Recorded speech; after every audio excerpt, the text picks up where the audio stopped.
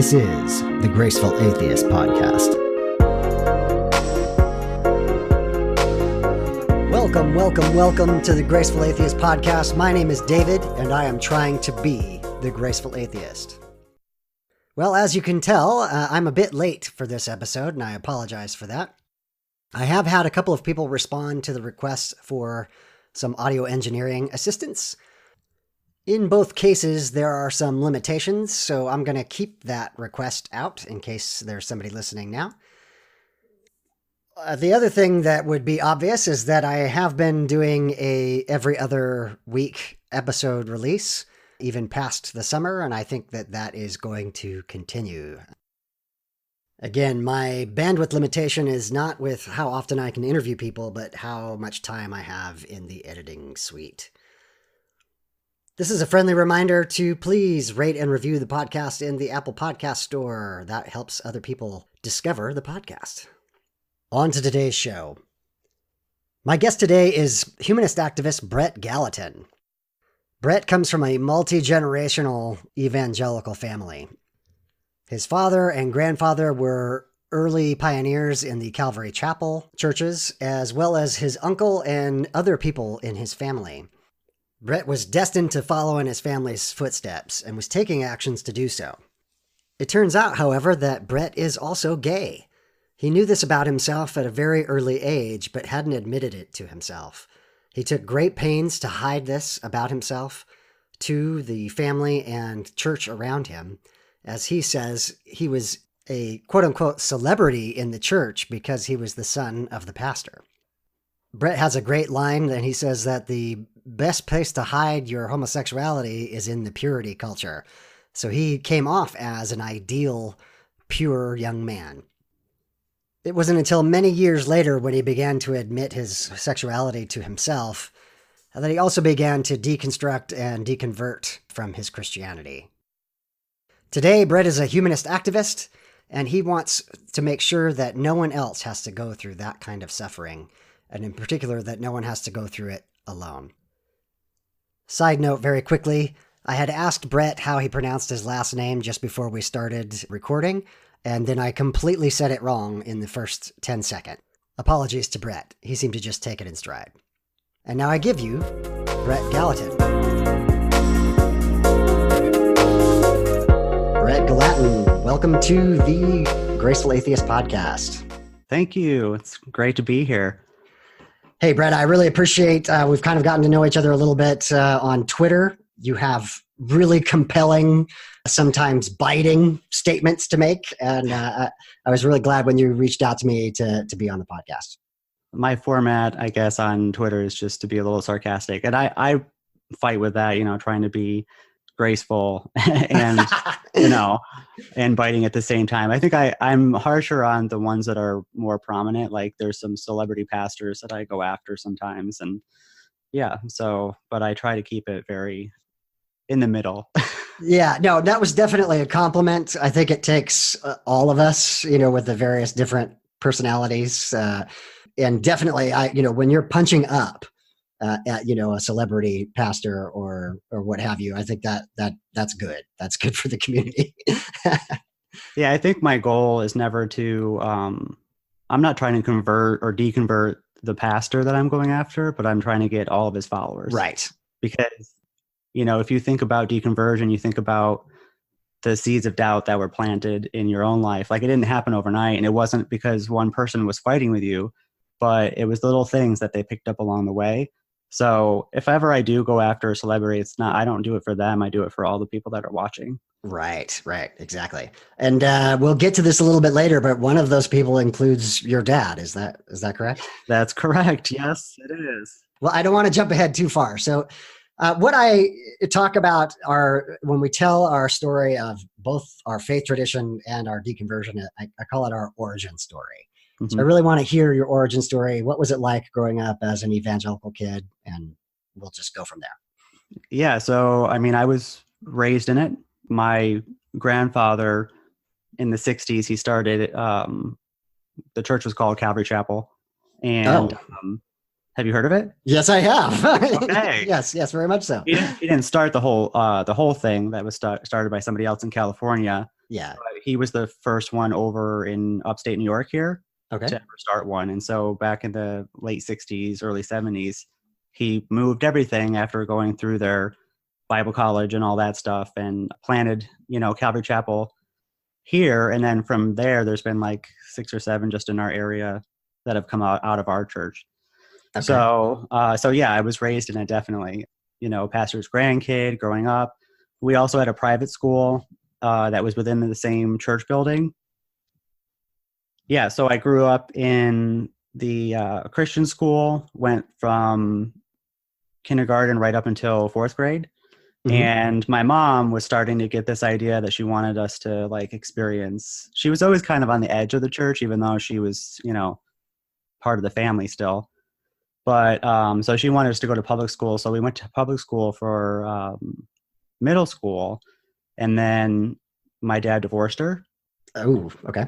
Yeah, it was a big deal for no reason whatsoever. Just he moved us all the way out to this other town and then divorced her and just left us high and dry. And it was pretty traumatizing for a 9-year-old because, I mean, divorce hits everybody at different times or in different ways. But for me, we were moved out into a new town and didn't know anybody, didn't have any friends. I'd already lost all of that. And now I lost my father, Right. That's a big deal. It's a big deal for a 9-year-old. And then my mom kind of, as they say in the church, went off the deep end and, was drinking every night and out to bars and, just, didn't know how to cope with, she had only been a housewife her whole life. And now she had to take care of 2 kids in a house. But things got bad there. So then I moved back with my dad because in my mind, I had this mother who was doing these things that I knew to be wrong. And then I had my father who still appeared to be good because his whole family was head of the church, So for me, it was like a night and dark or a good versus evil kind of scenario. Okay. So when I was 15, I moved back and finished high school in the private school that my church started. And then I was really kind of nervous about the whole being gay thing because my church is very hellfire brimstone. Yeah. I mean, I've heard it said, my grandfather used to preach from the pulpit that homosexuals were just fuel for hell. Oh, man. Like those people were just fuel for hell. So I'm sitting there, terrified, scared, and I didn't want to go to college because I knew if I went to college, I might start acting out. Like I didn't trust myself. And I feel like church sets that up for you because they already call you a failure and a sinner anyways. Yeah. And that if you don't have these tight constraints on your life, then bad things will happen. So with that already preconditioned, I, decided to go to Bible college, which was also in my church, right, to kind of prolong the inevitable. So I did that. That was like a 2-year school of ministry, Bible college thing. Again, this was all just to kind of buy time. The best place to hide your sexuality is to hide it in purity culture. You know what I mean? Right. I wasn't sleeping around with the girls, so nobody knew. You were the model Christian citizen. I was. I mean, I was the best Christian, and even more so because I was the pastor's grandson. Yeah. And in that time, eventually, my father took over the church because my grandfather was getting older. So about a year or so after Bible college, I didn't know what I wanted to do with my life. I was still scared of going to college, although I was taking some classes. But then I got the phone call from my uncle, who also is a pastor. I know it's a whole family business. Yes. Yeah. My uncle's a pastor at the same church. He's like an associate pastor. And he was also running the Christian radio station because we have a Christian radio station, of course. We have all the Christian things. Okay. And he called me and said, we need help in the Christian radio station. Would you pray about working there? And I was like, absolutely, 100%. Because at the time, again, I didn't know what to do. I wanted to make my dad proud. I wanted to make the family proud. Yeah. When you're a pastor's kid, there's an added layer to being just somebody that goes to church. And that added layer is an air of celebrity. Right. And like the family name. So in the church, I mean, it was a sizable church. It was about 2,000 people. I was a celebrity. I was looked up to, so that added weight of like, if I come out, or if I say anything against, it's going to just be a scandal for my whole family, you know? Right. Wow. That's a lot of pressure just from not only coming out in general within an evangelical church, but then your family, and it sounds like extended family. Like you say, it's kind of the family business. That's amazing.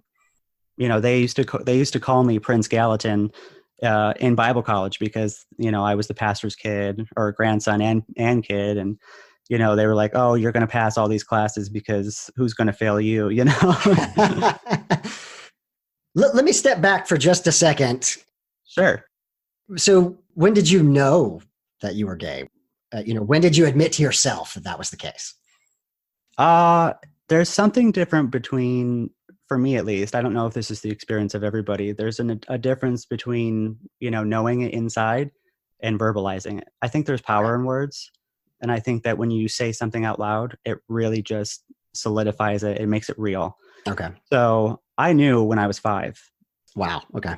But I didn't speak it out loud until probably, I want to say like 24, 25. So that's a long time to have that internalized and it's amazing what you can do or what you can push aside and distract yourself with, you know, to not, and especially, like I said, I think the safest place for somebody, well, it's not safe, but the easiest place I would say to hide that would be inside of a purity culture, evangelical church, because on the outside, you're doing all the things correct. You know, right. you're praying for your wife to come. You're praying for your wife to come. She hasn't come yet. When really, you just don't really want the wife, you know? So one more question going back to the earlier story. When you were younger and you went to a public school for a while and then back to a Christian school, were those transitions hard, going from a Christian school to public and from public back to Christian school? Oh, yes. It was terrifying. I mean, I've always struggled with anxiety anyways, but I think part of it was, you know, being in a safe space always. You know, I was always at the church. I didn't know anything outside of the church or home. So going to that, and plus everyone telling me from church that public school is not great. So, you know, or that, you know, there's evil people there, or it's not good for you. All of a sudden I'm being forced into this place where, you know, it was very confusing at the time. Actually, that's probably one way I was able to trick myself into not knowing that I was gay is that I was in, they had sex education in 5th grade in public school. And what they said was that you might start feeling attractions for the opposite sex, or you may start feeling attractions for the same sex. But I thought it was all part of puberty. Uh-huh. Like I thought that's a symptom of puberty. Okay, I see what you're saying. Then all of a sudden I'm like 22 and I'm like, wait a minute, I don't think I'm doing puberty anymore. So yes. That's great. Okay, so flash forward, you have decided to do Christian radio. You're following in the family business. Yes. And how does that go? It was going good. I felt, again, it was a feeling of safety because, again, it's my family. It felt safer because it was my family, you know, so I did that for 9 more years. And wow. I didn't come out until I was 30, but I started deconverting, I would say 2009, 2010. Okay. And which came first? Was it doubts about Christianity or recognizing your sexuality, or were they just all tied together? I think it was all integrated. Like it was all the same thing. I don't really feel like one fed into the other so much because a lot of the homosexual part was me suppressing it. You know, if it did rise up, I would just throw it down.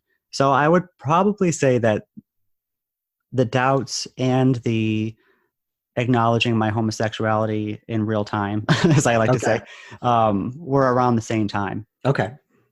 Or started to. I mean, I know that they coincided, definitely.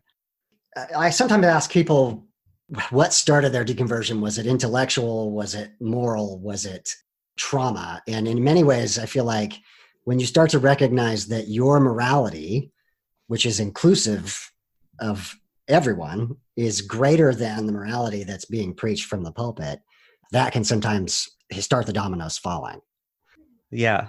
It was definitely a long time span of those dominoes falling, but I could probably pinpoint the first one if you'd Okay. like to explore Yeah. that one. Yeah, definitely. Yeah.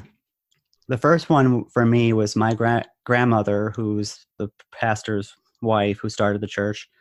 She was a wonderful woman, one of my favorite people, and there was something always genuine about her Christianity. Yeah. She would also just tell you how it is and be blunt with you at the same time, kind of like my demeanor. So we had kind of the same demeanor, so we always Yeah. got along.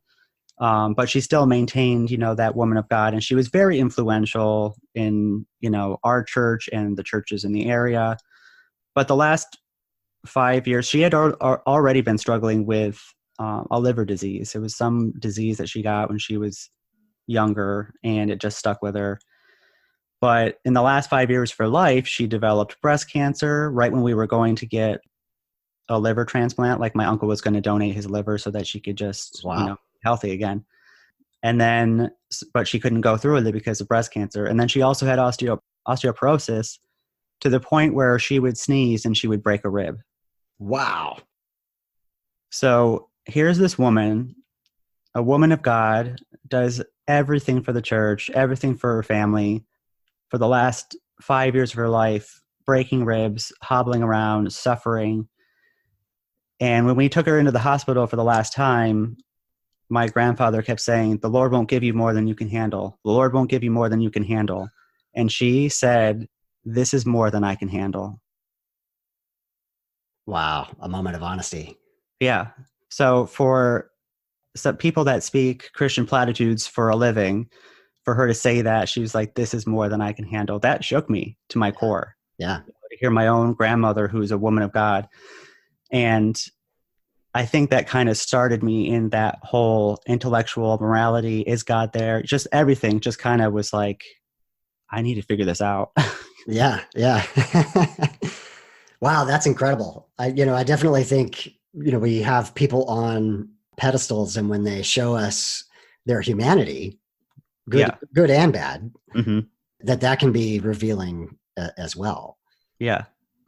From there, I was starting to, wrestle with my sexuality at the same time. And like, how can I reconcile this? Like, how do I maintain my Christianity, or do I keep it a secret forever? And meanwhile, I had this was, 2009, 2010. Social media was still, trying to find its way. Yeah.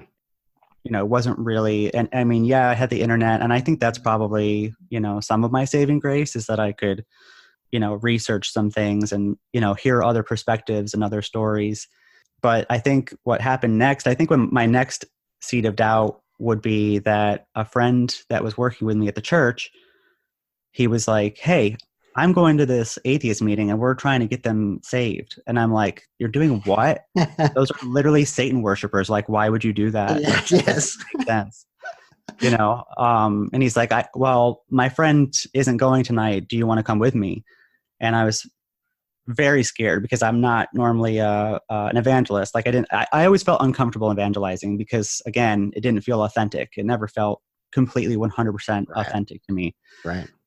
And they weren't answering real problems, in my mind. But I was intrigued because he's sitting there with literally Satanists, or what I thought was, at the Yes. time. Yes. So it's like, oh, I got to see this, Yeah. Yeah. So we went every week for a good, I want to say, half a year or so. And I swear to God, this one woman, she looked like Satan herself. She had this gaunt face. It was all wrinkly. It wasn't selling a good face on Sure. atheism or whatever. It was confirming my, fear of it. But what was great about it was that our dialogue and our conversations were so great. And the best part was, after the meeting was over, we'd hang out for a little bit. And these people were just so real, so genuine. And that lady that ended up looking like the devil herself, she became like one of my best friends there, just because Yeah. she was just so genuine and so heartfelt. And I gravitate towards real people, truth. I was always yearning for honest people in a sea of people that were just fake smiles. Yeah. And that's, the things that we would talk about, those deep issues, the things that atheists talk about now, were just bombarding my conscience and bombarding my intellect. And yeah, so that was poignant. That was definitely a poignant time. And you said something earlier that it's not necessarily when somebody is directly attacking you, but when, they give you some idea or they challenge you to think about or explore or research something. And then it's when you go home and you're by yourself and you're thinking about Correct. these things. Yeah. That's when the cracks start to show. I know that was the case for me. I had two people that were atheists in my life who we had really good conversations. We were good friends. We respected one another, but they would ask challenging questions, and I couldn't respond at the time. I couldn't reveal the weakness at the moment, but those questions haunted me over years. Yeah. And that's the same thing, exactly the same thing. And we would have times when they would ask us those challenging questions, and both of us, the two, me and my friend, would just say, I don't know, but we're going to dig into our Bible some more, and we're going to come back next week, and hopefully we'll have an answer. We never did. Right. We never did, because there were some real, just honest, examinations. It was just all perspective based, because you lose perspective when you're in a church and when you're surrounded by church people, and it's all circular and it's all faith based, and it's never like, no one ever wants to sit there and ask questions. In fact, all of our books that we would read from, we had a bookstore, of course, a Christian bookstore, in the church. And that's where we got our material from. Like, we weren't encouraged to go research anywhere outside of our resources that we had, which was a very small list. So yeah, but it stuck with me for years. I remember the morality thing was a big thing for me. And not even just because of my sexuality necessarily, but just morality in general. And it really stuck with me, and it haunted me for years. And then the next step, I would say, one of the last points is I was really starting to research more and dig into the Bible more and make it true, because I'm getting older. I was, about to be 30, and everybody else in my church had been married at 18 and 20 that were my age. Right. Because you can't have sex outside of marriage. That's right. Yeah. You don't want to burn, do you? Yeah. So all of my Bible college friends and all of my high school friends were already married. And here's me oh, I'm still praying for the right one. Someone was going to figure something out. You know what I mean? Time was going to give me away. So I'm getting into my late 20s, and I feel that pressure, and I'm trying to figure out, my sexuality, what do I believe? I need to make this true. I need Jesus to heal me. I need to pray this gay away before somebody finds out. So there was even added pressure. Yeah. And then my dad called me into his office one day, as most fathers do. No, I'm just kidding. It sounds so official. Yeah, son, sit down. Yeah. It's such a weird thing to have your father be your pastor, your boss, and and your father, just all of it. Yeah. There was so many things. So he brought me into his office and said, so we our church was run like a monarchy in Calvary Chapel. So the pastor, he wasn't hired. He just started the church or was appointed by somebody that was the pastor before him. Okay. He's the head of the church. And then he has pastors under him that work on staff, and they're associate pastors, and they do a lot of the counseling and the whatever. And then we had the office of elder, and elders were just appointed by the head pastor, and they didn't really do much, but it was just a way of saying, hey, you're doing a good job as a Christian. You know what I mean? That kind of thing. Right. Yeah. Yeah. So he called me into his office, but it was still leadership technically. So he called me into his office and said, hey, I've been seeing you're really seeking the Lord, this and this and that. Meanwhile, I'm dying inside because I'm I am tormented by all of these conflicts that are going on, and I'm scared shitless. Yeah. I'm allowed to swear, right? Oh, absolutely. Please express yourself. Yes. All right. I was just waiting for the hammer to fall to be exposed at any moment, And he said, I want you to be an elder of the church. And I said, no, I don't feel that's correct. And he brought me through the leadership passages of the Bible. And he's like, you meet all these requirements. And I was like, I don't want to do it. And he's like, I'll see you at the next elders meeting. Wow. So I was forced into leadership. No pressure. No pressure. which amplified everything even more if things weren't always already, being on staff and being the pastor's kid wasn't enough. Now I'm leadership in the church. But it did kind of propel me to do more research, more studying. There was a time when I got into, I don't know if you've heard of Side A, Side B. Brady Harden was on the podcast. That'll be out shortly. And he was just informing me about this. I had not heard of it before, but please explain it for the listeners. Yeah. So I did make a fake Twitter account back in the day when I was still I didn't have anybody. I couldn't talk to anybody in church because I was a celebrity. Right. So if I was to come out to anybody or to talk about anything, it would get back to my father. Right. Not even, and it would be well-intentioned because they'd be like, hey, he's struggling really bad with sexual sin or whatever, whatever they called it. So I had nobody to reach out to. And so I went on Twitter, made a fake, anonymous account and started researching, people that were struggling with same-sex attraction, which is what they call it. Okay. Yeah.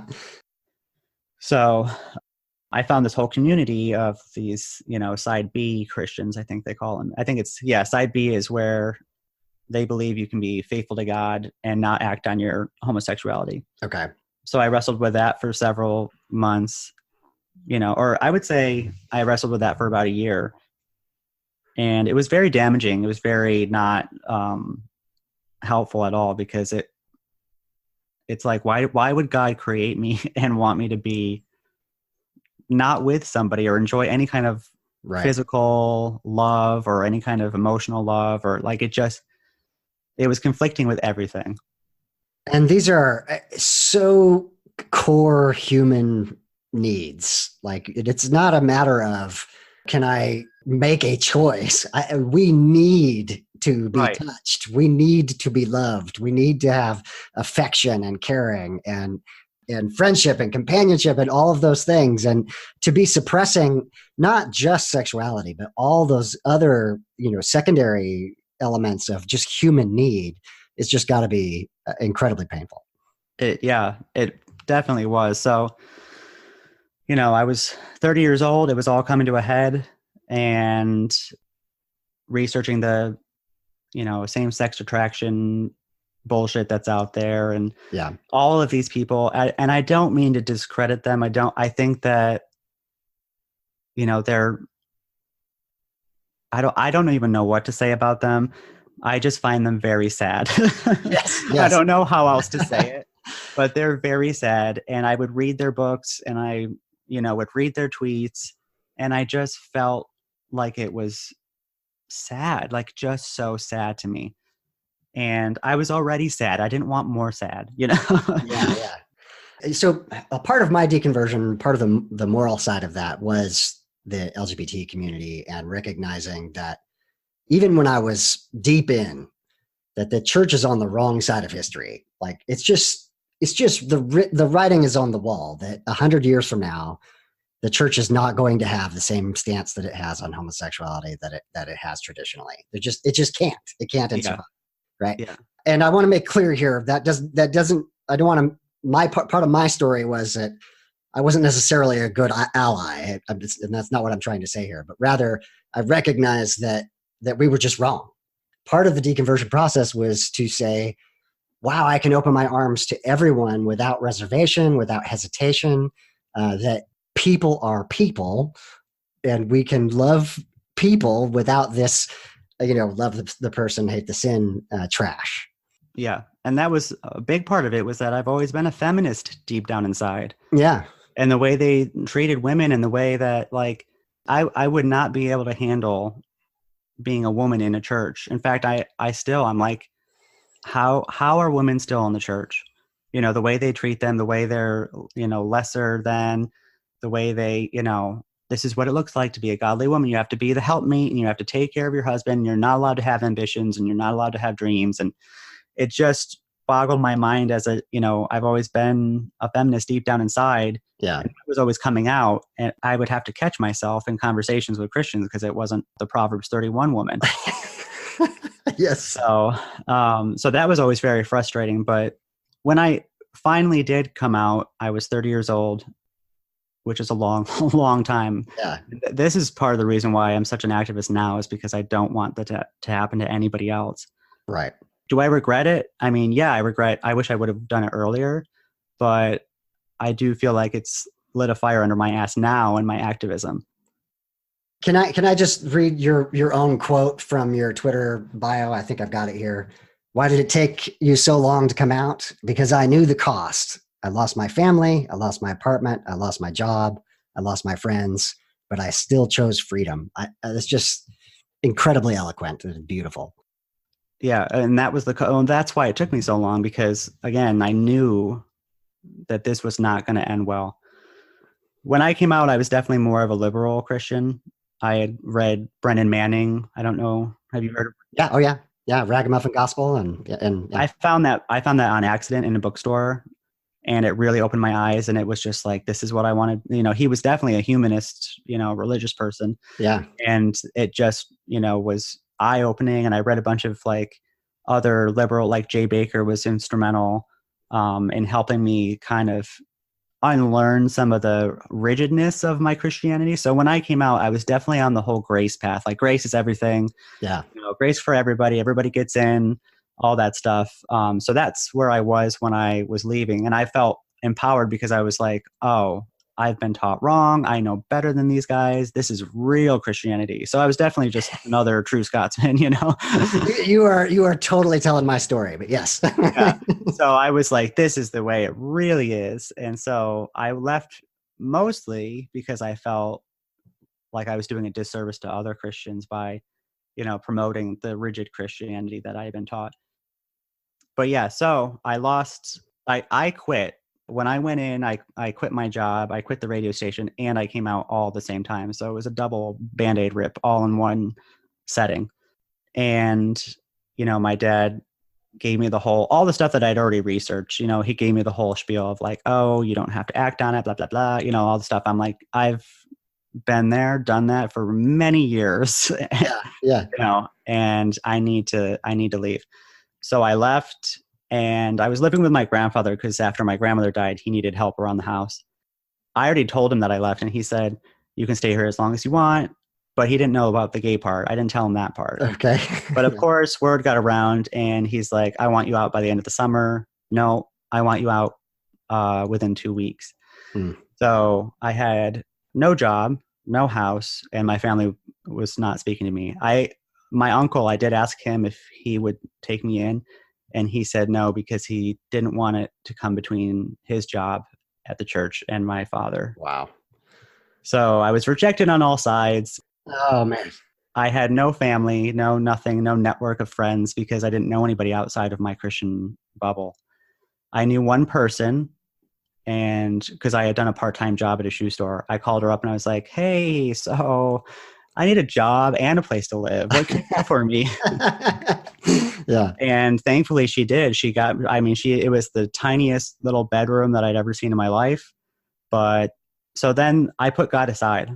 The next 5 years up until now has been rebuilding my life from nothing, from starting over. Right. I had a car and some old furniture, and that's it. I had to figure out, what do I do for work? How do I feed myself? How do, what's going on? So God had to go on pause. Yeah. So, and it wasn't until lately I'm finally established, I've finally, figured some things out. And the greatest part is that I did it on my own. It was a real boost to me because I always felt defeated at the church, or I don't know, weak, I guess. And to see myself stand up to all of this mounting horribleness that had just happened, losing everything, to see myself step up to the plate was very, very encouraging to me. Yeah. So yeah, and now lately in the last few months, since things have been really good, I started readdressing Christianity and the whole grace thing and all that stuff. And then I stumbled on some YouTube videos, and I was like, honestly, I finally had a born again experience when I finally said out loud that I was an atheist.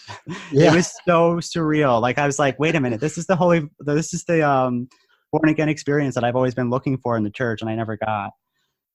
I find it incredible how similar the stated experience is supposed to be and what it actually is in a deconversion, in that you are suddenly able to be completely honest with yourself and the people around you. You're no longer obligated to carry the party line, to carry the apologetic arguments.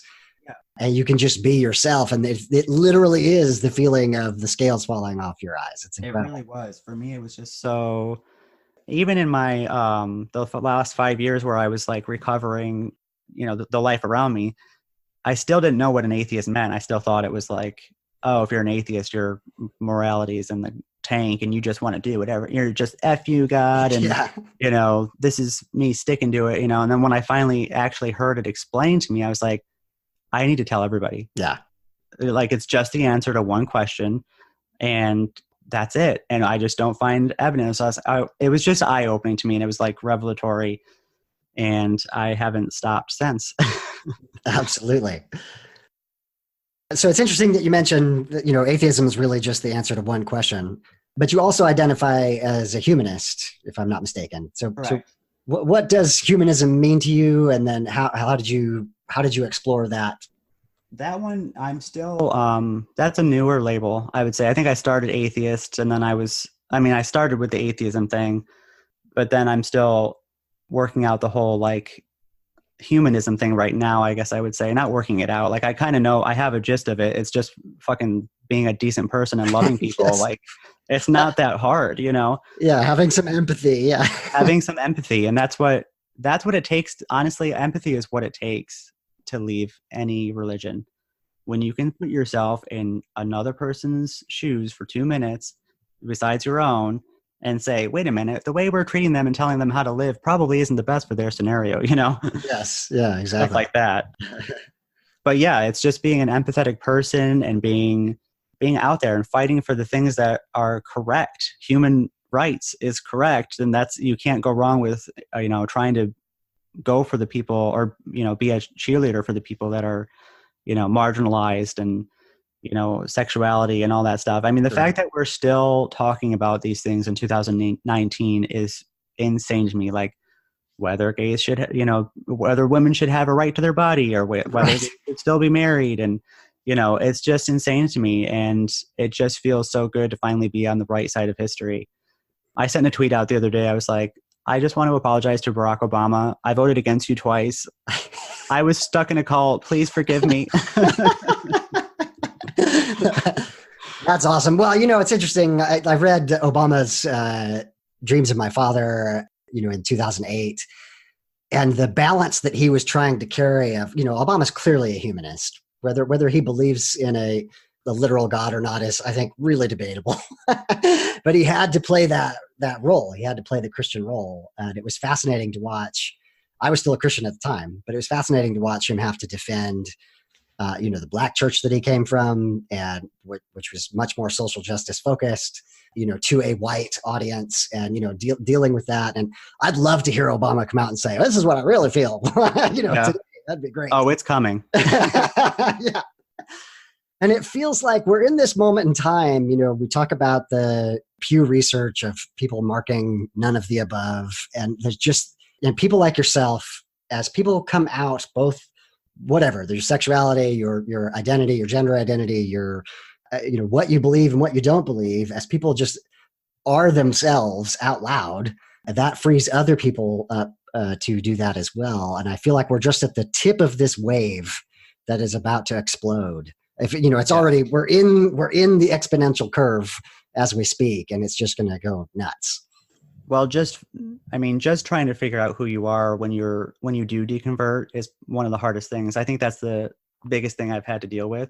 Mm-hmm. Like, who am I outside of the church? Like, what do I want to do? What's my, and I didn't know that for so long. But then once I discovered atheism and all that stuff and humanism and being an activist, and that's really what I want to do, because why else would I have all this knowledge of, the Bible and all my Bible college training and all that stuff? Like, I just think I have all that training. I have a voice. I have a way to say it, that can hopefully affect other people. And that's what I want to do now with my life. And I know that I can't get away from church. No.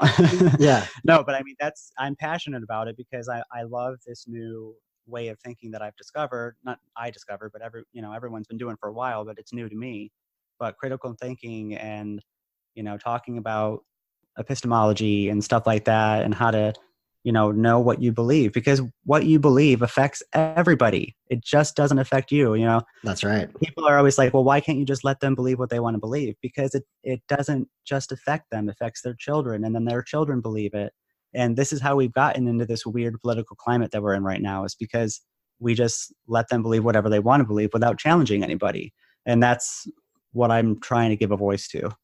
Absolutely. Absolutely. And I understand that you're thinking about starting a podcast. I am thinking, yeah, I'm actually in the works right now, starting a podcast. I have, equipment and stuff like that. I don't have a title yet, but I've come up with some names. But yeah, I'm still trying to figure out the format. I definitely want to do some deconversion interviews like what you do, but I also want to do a little bit more like political, how it ties in with the political landscape right now, and how the religious right have just taken over, and why it matters. That's my big deal. Is like it matters what you believe. Because like another point real quick is people will say, well, if you just let them believe, maybe it'll die out. But the problem is like I would see converts come to the church later in life that would say, oh, my parents didn't believe as much as we do now.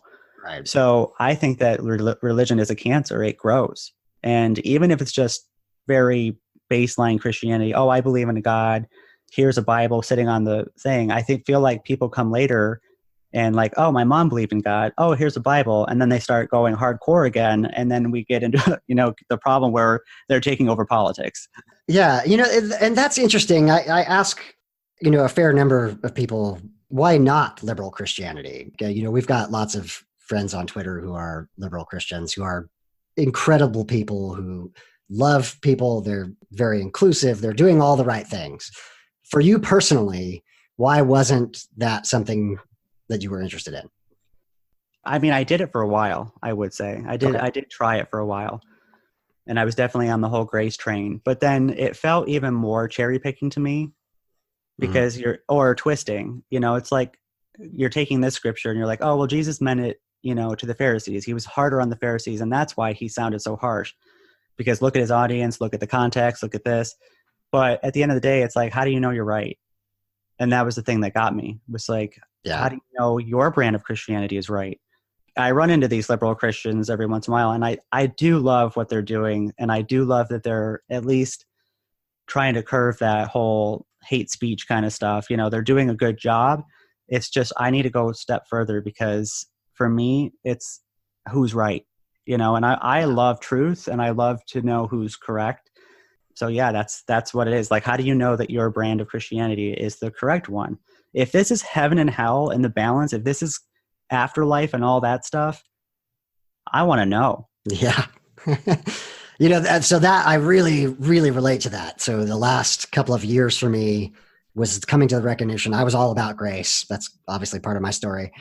But I came to the recognition that with as much passion and focus and confidence that I was right, my interpretation of the scriptures was right, that grace was right. Mm-hmm. I started to recognize that the people who were Pharisees and legalistic and hurting people, that they believed with the exact same level of passion and intensity and had just as many scripture verses to point to as I did. And it was kind of that moment, you mentioned epistemology. It's kind of that moment where I recognize you can make it say anything. Right. You take this huge conflicting set of various books from different authors, and you can make it say whatever you want. And that was kind of the beginning of the end for me. That was the same for me. And also the whole morality thing, it's like people keep saying you can't have morality without God. And I was like, I don't want to murder anybody. Yeah. Like now that I'm removed from the church, like I still don't want to go, like my life didn't really, I mean, yes, it changed drastically with my circumstances, but me as a person didn't really change that much. I didn't really want to go do all these horrible things. Like, I was pretty much the same. I still am a nerd. I still like to play video games. You know what I mean? Like it's just not a whole lot changed. And I was like, I don't need or God didn't write a moral code on my heart, because if he did, then it would be terrible, because look at what he did, all the stuff in the Bible. So yeah, that was another nail in the coffin for like, and that's why I'm on humanism now, because it really is like, let's propel the human race forward, whatever that looks like, even if it's individual on a grand scale, whatever you can do to help promote humanity and science and going forward. That's what I want to be a part of. Man, that's amazing. Yeah. So one last topic that I'd like to get to. So those of us who have deconverted, how do we relate to the Christians in our lives? So it sounds like, you have your entire family are probably still Christians. That's very similar for me. And I walk a balance of wanting to maintain those bridges, to not burn them behind me. These are people I care about, even though I might diametrically disagree with them. How do you handle that? And then specifically, we mentioned earlier, you interact with your dad online sometimes, and how do you handle that relationship? Yeah, it was the first 5 years was just like, I deleted all my social media from the church days and just kind of rebuilt them, over time. Yeah. Or my new ones. Cause it was fear. Yes. But I just didn't need, everybody from the church coming at me, because I was rebuilding and I needed to focus on that. And I needed, I was very vulnerable at the time. A lot of sores were very raw. It was just, it was not a time for me to talk to anybody. So, but I've always left an open channel with my father. He's always had my contact information. He's always had, all that stuff. So it was never closed, but he hasn't spoken to me in 5 years. Oh man, I'm sorry. No, now I'm okay with it. The first few years was like, what the heck, but yeah, he hasn't spoken to me in 5 years, and he continually, I'll run into people because I'm in the same town. I didn't move away. I wanted to, but I didn't. Okay. I probably should have, but I don't know. I am in the same town, and I run into people from the church pretty much regularly. And they all tell me that he's made several attempts to contact me. And I was like, bullshit. I have the receipts. Like, right. He hasn't. Like, has he shown you where he's done that? And they're like, no, I would never ask for his phone. I'm like, well, I can show you the times where I've reached out. Because in this last year, I've been, anytime you post something that's anti-LGBT or anti-anything that's just not humanist or just horrible falsities, I call them out. I reply. Yeah. Just for another way for me to timestamp, hey, you have my contact information. My accounts are open. You can come DM me. You can do whatever you want. So I want proof on Twitter so he can't continue to lie that he has made attempts to contact me and I haven't contacted him. So yeah, it's actually, I know some people think that I'm crazy for doing it, but it's actually very therapeutic. That's awesome. I know it sounds weird, but it makes me feel great because like now that I have truth, I don't have all truth, but I have more truth than I had. Yeah. And I can formulate some very good responses to some of the claims. They love testimonies. He'll post a testimony of somebody who used to be gay and now isn't gay because he follows Jesus and stuff like that. And there's such a danger in those. That's actually what hung me up the longest in the church, because I saw these people coming in getting radically saved. Oh my God, they were drug addicts, they were drug dealers, and now they're not anymore. And I'm sitting there like, what the fuck? Why can't the Holy Spirit do that for me? Right. Keep me straight. Like what's wrong with me? Like I'm literally on staff. I'm an elder. Why can't he do it for me? Yeah. And what I finally over a long time figured out that they're just trading one addiction for another, and not everybody maybe, but for the most part, that's what it is. But it's those testimonies that they love to promote and say, see, this one person who used to be gay now isn't gay because he wants to serve the Lord, blah, blah, blah, blah, is dangerous. Where's the facts? Where's the data? Yeah. In reference to, people coming in with a testimony and their apparent life changes, my story is pretty tied up in my mom, who was was addicted to drugs and alcohol and did get clean and sober briefly. The way I look back on it now with hindsight is that from a humanist perspective is, was it some supernatural force that did that? Or was it the community of people that was caring and loving, and that she chose to be vulnerable and open and truthful, and all of those things, those very human things that happened that led to a period of time of sobriety. I challenge people, think of every miracle that you think that you have experienced. Was there a loved one? Was there a friend, a neighbor, a fire person? Was there someone, a human being involved? And that was the power. That's the magic. Right. You're right. We all have that available to us in the communities around us. Yeah, that's the common denominator in all those so-called miracles or whatever. Yeah. So Bret, if somebody's listening to this and they are either doubting their faith or they're coming to the recognition of their sexuality, but they're not quite ready to be open about that, what do you recommend for them? What are the next steps for them? I would say do your research. I would say trust yourself, trust what you're feeling, trust what you're thinking, and do your research. I mean, I think that I had to go outside of my bubble and I had to research for myself and listen to other perspectives. And yeah, it was slow. It was, because I still had to live my life, and I still had to show up every day at church not pretending, but conflicted. So, and that's okay. And I have to remind myself how long it took me. So, because like on Twitter, I can be a little brash, I can be a little, and I try not to be. I'm trying to add more empathy and trying to be, because now it seems like, oh, well, duh. But back then, there was a lot to go through, and the only thing I would say too is like, you're not a flawed person. Like, you're not flawed, like the Bible tells you, and you need to trust yourself. Because I think that was the hardest thing. Is like, I was always told, like, don't trust your own heart. It's deceitful. It's wicked. Only the Bible knows. Right. And I had to fight all these like rationalities that, my own brain, I had to fight my own reasoning. I just think that people are more powerful than they think they are, and they need to realize that. And how about resources? Are there any particular resources, either books or organizations that you recommend? I absolutely love, and I know there's been some drama with it lately, but I love the Atheist Experience on YouTube.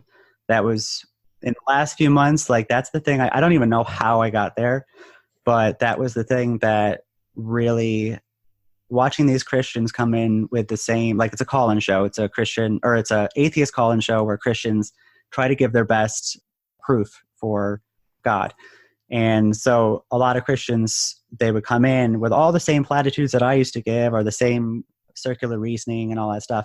And to hear it be just annihilated by, all these fallacies and things that I never knew about, like, just expanded my brain in a whole new way. And you hear people call in still that they're in the midst of deconstructing. They're like, I'm almost there, but I still have this. And, I want to talk it through. And that's very helpful to see other people call in deconstructing with the host of that show. So I think that would be a great start, because you can watch it in one setting, or you can there's like little segments on there. It's really great. And there's other YouTubers out there. I'm a media person. I'm not really a book person. Okay. Although I was on my way out. I read a ton of books, but right now I'm definitely more into like YouTube and stuff like that. And I get a lot of resources there. And then I do check it against books and stuff like that. But right now we're saturated with media. There's so much. Sure. Way more than when I was, on my way out. So there's so many great resources. Another thing too, also, I do volunteer for Recovering from Religion, yes, which is a chat line. Forgot to mention that, but recoveringfromreligion.org, I believe. Yeah. We'll have it in the show notes. I'm horrible. Yeah. Recovering from Religion is just a great resource. They have a chat right there. So you can chat if you don't feel comfortable talking, but you can also call if you want to just, hash it out with somebody. And it's for anybody that's, just trying to filter out all the BS and hear a different perspective. They hear the people that are on their side all the time, but then this is a great way to just ask the questions. So you'll see me I volunteer on there. So you'll hear from somebody, and they're just a great community of atheists that are, just trying to be there 24/7. And just to be clear, you can chat with them about anything. It's just, whether that's about deconstruction or your sexuality or anything, they just are there for you, period. I mean, You can DM me too on on Twitter. I'll talk to you. Yeah. So a good segue. How can people get in touch with you, Bret? So right now I'm mainly on Twitter. That's just been my focus right now until I get my podcast website and all that stuff going. So I would love to talk to people or interact with people on Twitter. My handle is at Bret G. So BRETG. I was one of the very first Twitter adopters back in like 2007. So I got that great little name. That's right. That's awesome. Well, I will be expecting my invitation to your podcast shortly. Yes, definitely. Bret, thank you so much for being on the podcast. Thank you so much.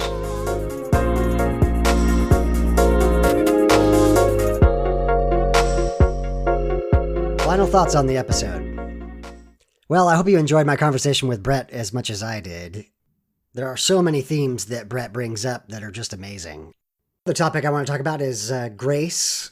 He and I think, share quite a bit about our understanding of grace, and that grace in many ways is dangerous. It begins to ask questions about the harder elements of Christianity and ultimately leads to some hard questions that can lead to deconversion. In particular, the idea of the true Scotsman, that we understand grace and therefore we understand Christianity and the other people don't. And it was that going over in my mind that led to my deconversion, recognizing that as passionately as I thought grace was the way to interpret the Bible, it suddenly dawned on me that the people who saw the Bible as legalistic had just as much footing, just as much epistemic source material as I did, and that ultimately there's no way to determine between those two. It was an incredibly compelling story that he told about his grandmother who was ill, and her honest statement that this was more than she could bear. What a moment of honesty and a revelation to Bret. He described so eloquently the pain of living in secret as a gay person and having to hide that from everyone in the church because of his celebrity status as the son of the pastor, having to hide that from his father, who was also his boss and his pastor, and ultimately to hide it from himself. The description of the freedom of coming out and being himself, I think, is just incredible, and I hope it helps others to free themselves as well. It was quite clever to say that the best place to hide your homosexuality is in the purity culture. That's obviously true. It's interesting that he was seen by the church as the ideal Christian man in his purity, all the while hiding his secret. And ultimately, when Bret did come out, he says, "When I finally came out, I was 30 years old. That's a long time. This is why I'm an activist now. I don't want it to happen to anyone else." And to the question, why did it take you so long to come out? He says, "Because I knew the cost. I lost my family, my apartment, my job, my friends, but I still choose freedom." Listeners, choose freedom, no matter the cost. Stay tuned. I've got a number of interviews in the can that I am very excited about that I will be editing and getting prepped for release. Time for some footnotes. The song is a track called Waves by Makaih Beats. Please check out her music. Links will be in the show notes. If you'd like to help support the podcast, here are the ways you can go about that. First, help promote it. The podcast audience grows by word of mouth. If you found it useful or just entertaining, please pass it on to your friends and family. Post about it on social media so that others can find it. Please rate and review the podcast wherever you get your podcasts. This will help raise the visibility of our show. Join me on the podcast. Tell your story. Have you gone through a faith transition? You want to tell that to the world? Let me know and let's have you on. Do you know someone who needs to tell their story? Let them know. Do you have criticisms about atheism or humanism, but you're willing to have an honesty contest with me? Come on the show. If you have a book or a blog that you want to promote, I'd like to hear from you. Also, you can contribute technical support. If you are good at graphic design, sound engineering, or marketing, please let me know and I'll let you know how you can participate. And finally, financial support. There will be a link on the show notes to allow contributions which would help defray the cost of producing the show. If you want to get in touch with me, you can Google Graceful Atheist, or you can send email to gracefulatheist@gmail.com. You can tweet at me at gracefulatheist. Or you can just check out my website at gracefulatheist.wordpress.com. Get in touch and let me know if you appreciate the podcast. Well, this has been the Graceful Atheist Podcast. My name is David, and I am trying to be the Graceful Atheist. Grab somebody you love and tell them how much they mean to you.